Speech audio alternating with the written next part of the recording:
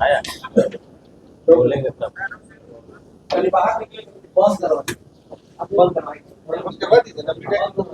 ये बताया पार्टी के विचारधारा को, संगठन को मजबूत करना, जमीनी स्तर पे हम भी और मजबूत कैसे हों, बूथ में लोगों को और कैसे जुड़े, संगठन कैसे विस्तार करें, मजबूती मिले, ये उद्देश्य। गोपालगंज तो सर का 35 जिला है और आप जानते हैं अलग अलग विधानसभा है, अलग अलग ब्लॉक है, अलग अलग समस्या होती है, तो जमीनी स्तर पे जो कार्यकर्ता रहते हैं वो स्थानीय समस्याओं से अवगत भी कराते हैं। गोपालगंज तो सर का 35 जिला है, डीके क्या है?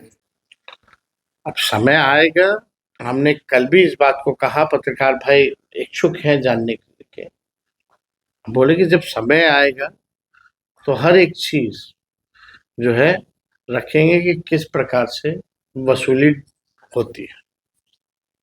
ये हम लोग सब लोग जान रहे हैं और सब लोग जान रहे हैं इस बात को कि बिहार में किस प्रकार का जो है तबादला का हो, जब ब्लॉक थाना में भ्रष्टाचार है उसका बेनिफिशियरी कौन है। तो पहली बार तो आप जब चुनाव लड़ रहे थे विधानसभा, आप अकेले प्रचार कर रहे थे, उस समय तो आरसीपीसी टैक्स आप, लेकिन अभी डीके टैक्स जो कह रहे हैं, ये डीके टैक्स का क्या मतलब? इस समय पे लोगों को पता चल जाएगा यात्रा पूरी होने के बाद थोड़ा धैर्य रखना चाहिए।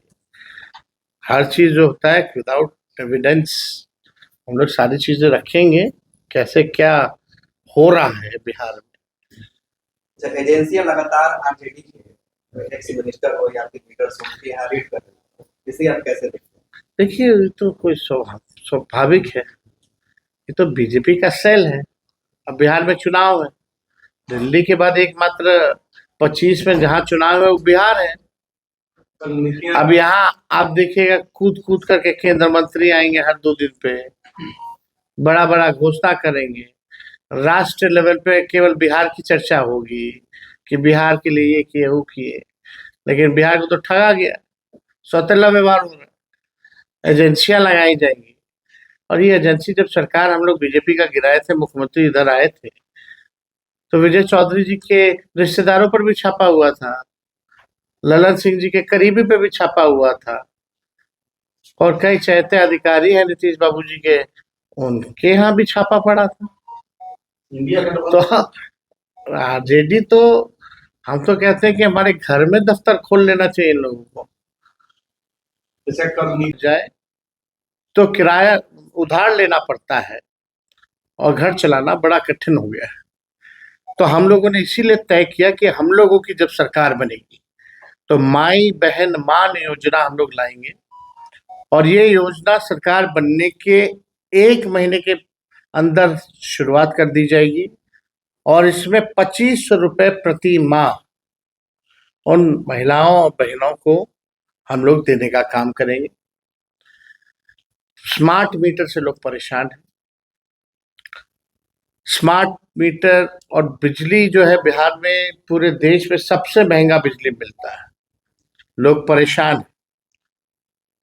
तो हम लोगों ने तय किया है कि 200 यूनिट फ्री बिजली हम लोग लोगों को उपलब्ध कराएंगे। वृद्धा पेंशन जो 400 रुपए मिलता है, जो सामाजिक सुरक्षा पेंशन विधवा का है या विकलांग भाइयों का है, यह वृद्धा पेंशन है केवल 400, बगल के राज्य झारखंड चले जाइए तो वहाँ 1000 रुपए है।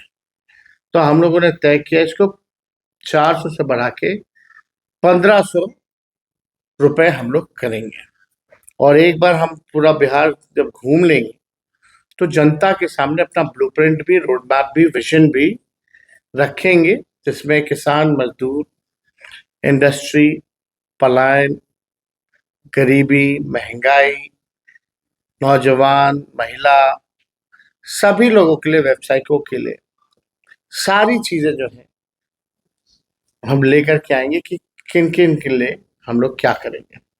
तो आज हम गोपालगंज आए हैं, आप सब लोगों का अगर कोई सवाल होगा तो जरूर। एक सवाल, जब छपरा में मेडिकल कॉलेज का उद्घाटन कर दिया, आपके रीजन में यहाँ अनाउंस हुआ, मंत्रिमंडल से हुआ, लेकिन यहाँ नाम तक नहीं लिए गोपालगंज मेडिकल कॉलेज का।